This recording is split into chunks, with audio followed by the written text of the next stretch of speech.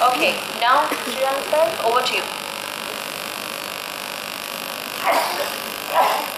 Very good morning to our esteemed speakers on the stage, all the invited guests, my fellow Rotarians of Vadodara, and media friends as well as citizens of our city. Rotary is an international service organization, and Rotary Club of Baroda Sayaji Nagari has been serving humanity in and around Vadodara since 1994. We continuously undertake various community welfare projects, and presently we are focused on literacy as well as sanitation for underprivileged segment. One of the focus areas of Rotary internationally is growing local economies.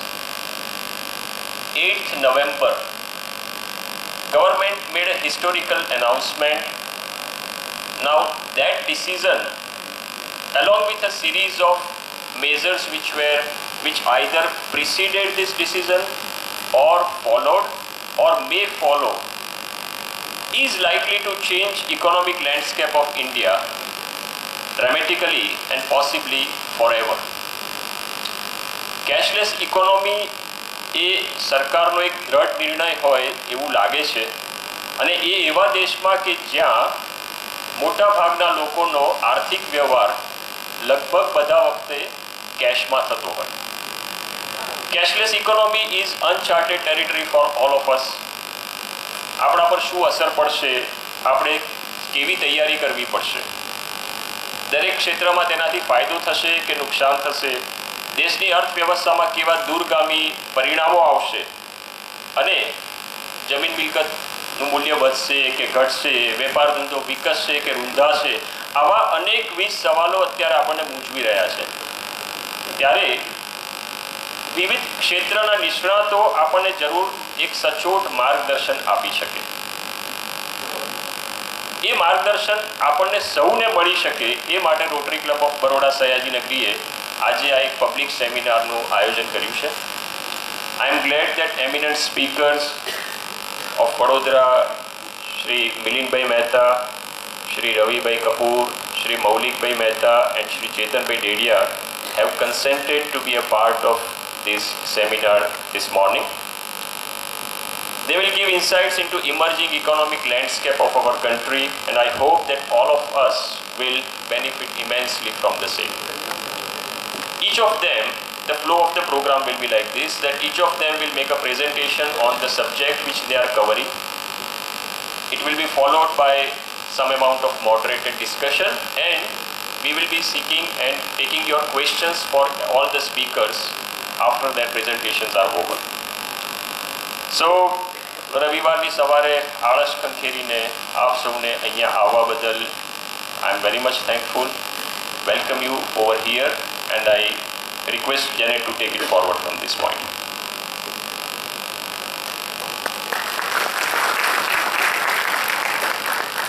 Thank you, Shreyans Bhai. Our first speaker is Mr. Maulik Mehta, a chartered accountant and a cost accountant by qualification. He is the Director and Chief Executive of Infinity Consultants Limited, a Baroda-based management consultancy organization. He is also a director on the board of several other limited companies in his professional capacity. Between November 2001 and 2006, he headed a company manufacturing high-performance industrial products. During this period, the turnover of the company rose 3 times and profits rose 5 times. He continues to be actively associated with the company as a director.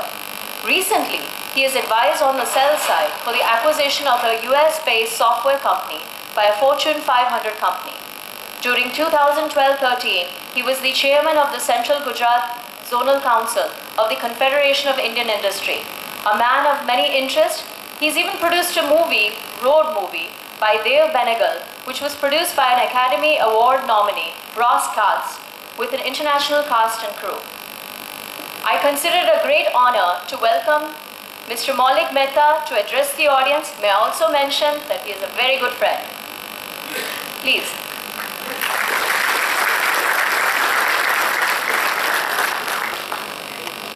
So good morning everybody.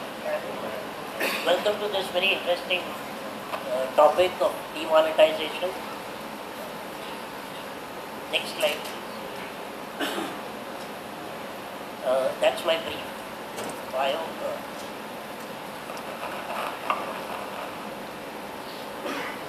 So, the RBI governor, Urjit Patel, called it a once in a lifetime event, and I think that kind of about sums it up in terms of what is on anvil for all of us. What I am going to do is very quickly run through the presentation, whose flow is like this. Why demonetization, impact on various sectors, which I will leave to the three experts here. In a sense, I feel like, Lokesh Rahul, who comes in to open with Virat Kohli and Sachin Tendulkar and Sourav Ganguly to follow. So the audience is also waiting for you to get out. And as a lover of cricket, you are also wanting to get out and go to the pavilion and watch them bat rather than occupy the green. So I'll try and keep it as short as possible. The third point would be other likely measures, and the fourth is future of banking. Next slide.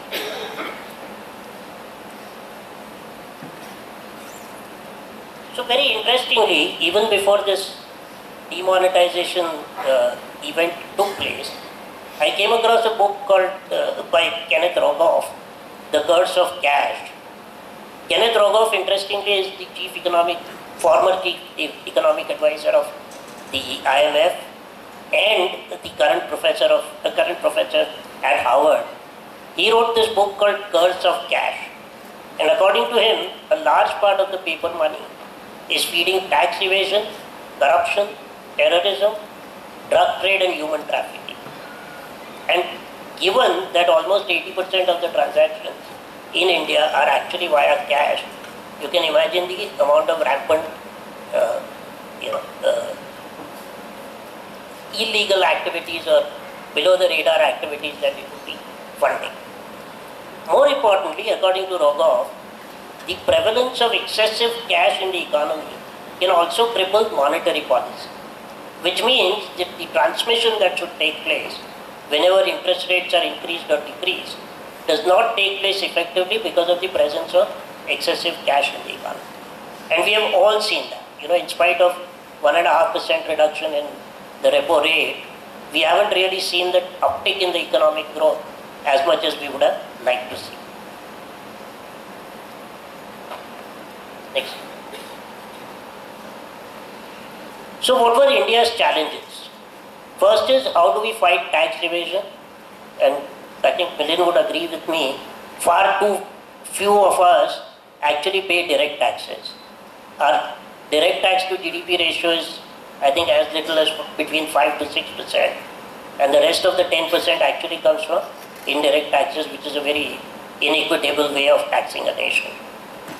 Interestingly, in OECD countries, the tax to GDP ratio is about 33%.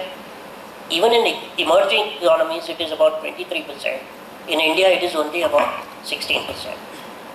How do we bring the informal economy into the mainstream economy? How do we control inflationary expectations? More importantly, of late, fake currency notes have become a major threat in this country. And I was reading a Dun & Bradstreet report which says that in the last 10 years, the amount of fake currency notes which have been detected, and mind you, no more than 5 to 10% of the fake currency notes actually get detected, has gone up 5 times in the last 10 years. So this was becoming a huge problem for the government of India and for all of us by extension, because that went into funding of terrorism and other crimes. In fact, I received a WhatsApp message the other day which said, why didn't riots break out in Tamil Nadu? After the unfortunate death of Jayalalitha. And one of the reasons they said was probably money was not available to instigate people to conduct those riots. And finally, how do we control the surge of demand for currency? In the last 1.5 years, I believe, the demand for currency has gone up from about 8% to 12%. One of the reasons that has been offered is that because there are elections around the corner, people are holding cash. But then, in 2014 also you had an election. So if that argument is to hold true, probably the cash levels should have been as high as they are today.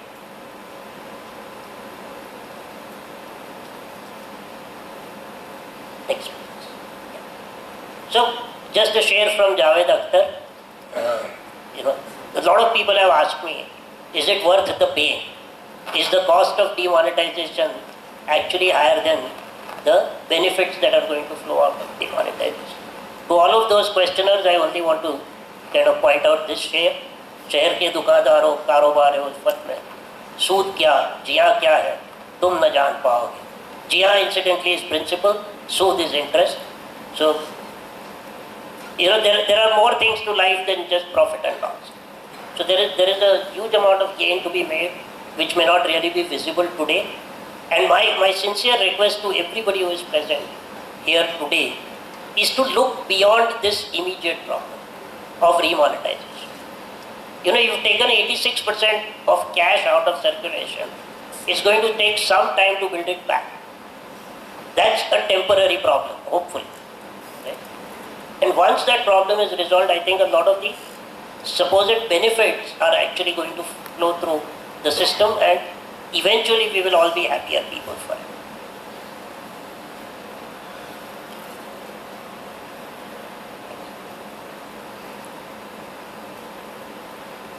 What is likely impact on various people? First is people who held black money in the form of currency. And I'm only talking about the stock of black money, I'm not talking about the flow of black money, because that will require a whole lot of other measures to control. People who held on to those notes as notes have obviously been badly affected. A lot of them are screaming today, so please discount their screaming. If you're doing illegal things, you cannot be allowed to go scot-free.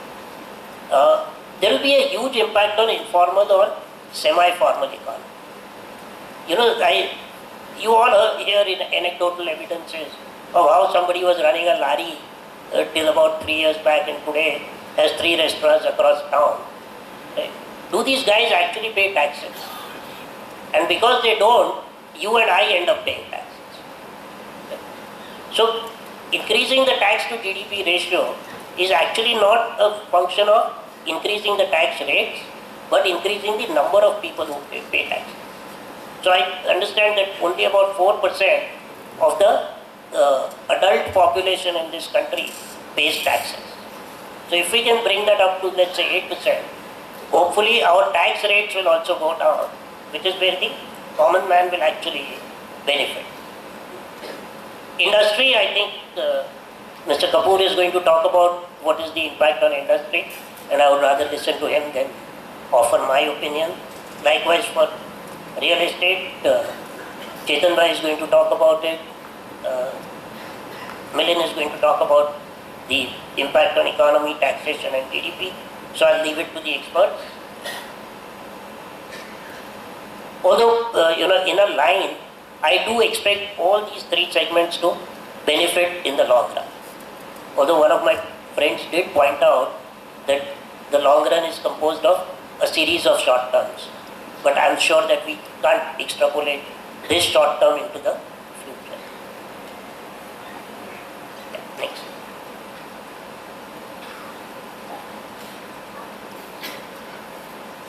So what are the other likely measures?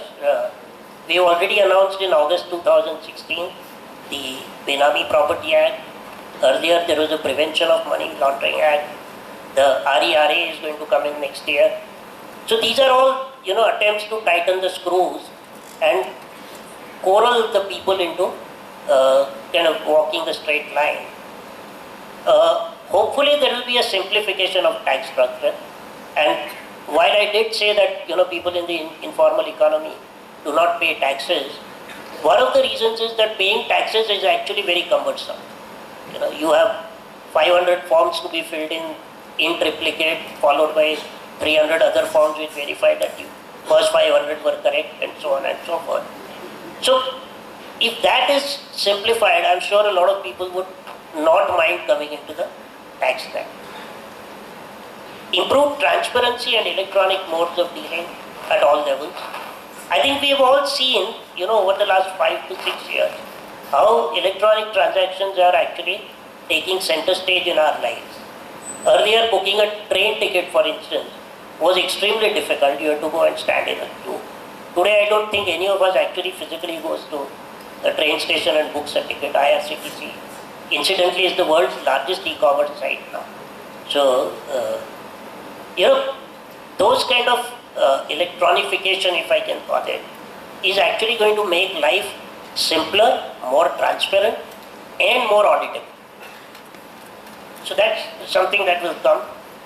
Promoting digital and cashless payments, that is also something that is yesterday or day before yesterday, there was this big bang announcement of 0.5% and 0.75% discounts.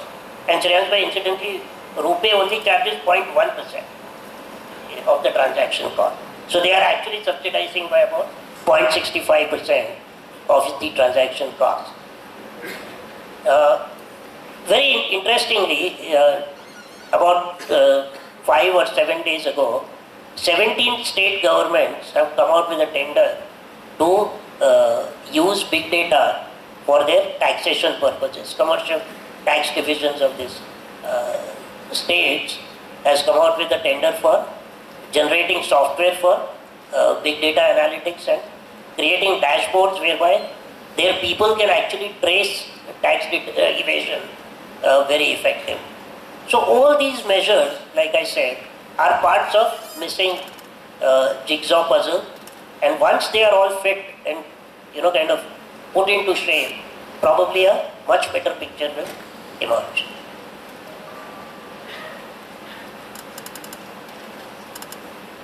So what is the future of banking?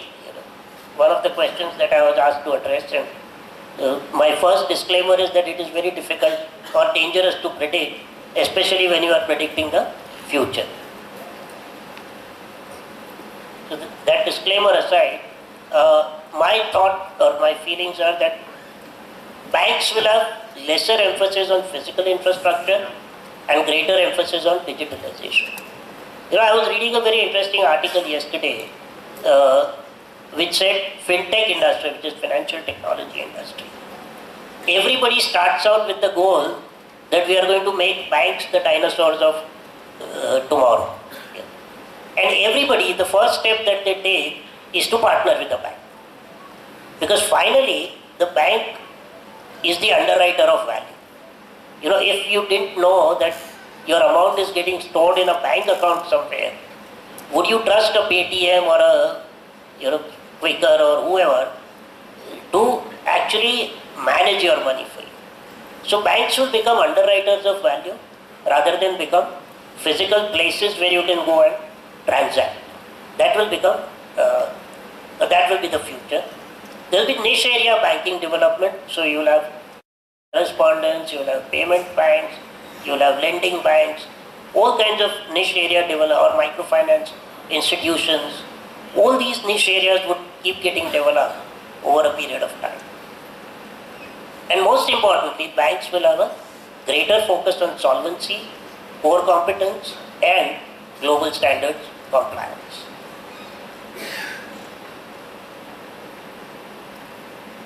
Next, please. Yeah, sorry. Previous one, sorry. So, will it deliver results? Apocryphally, when Zhou Enlai was asked in 1960s as to what has been the impact of the French Revolution on human society, this was almost 200 years later, and he said it is too early to judge. So I think we are only about 30 days into the demonetization, and I think it is fair to say that it is too early to judge. Thank you.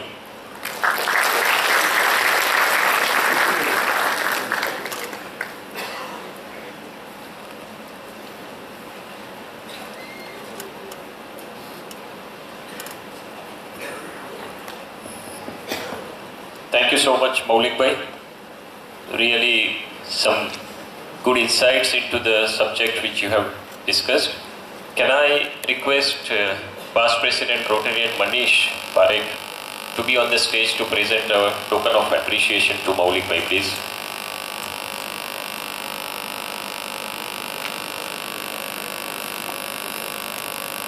Friends, we will be taking your questions, and the question can be sent by WhatsApp and SMS as well.